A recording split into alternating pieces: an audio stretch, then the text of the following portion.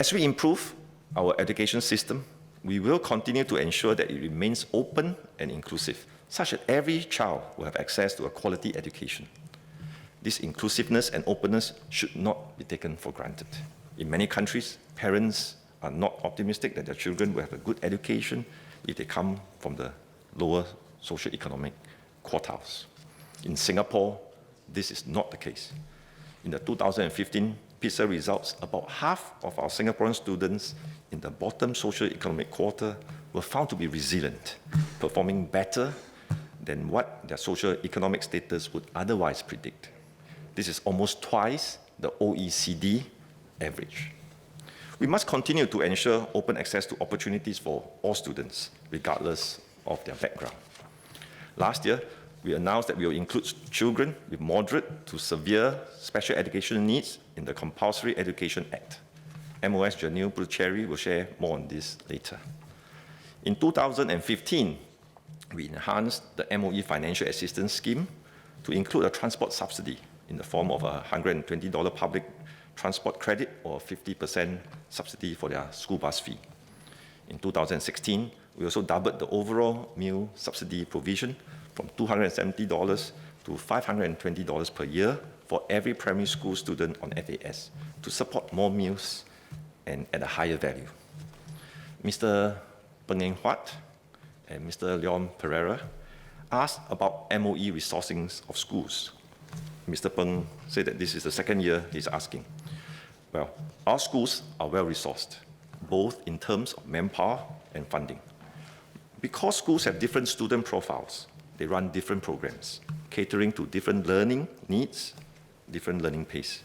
In deciding how much to resource, our focus is on the student.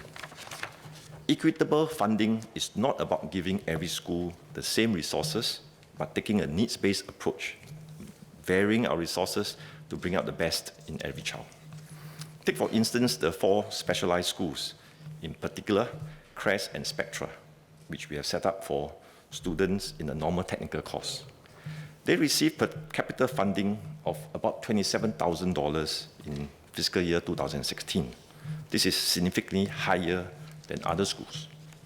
This funding goes towards supporting a skills-based curriculum and customized learning environments that can better position the students for subsequent studies.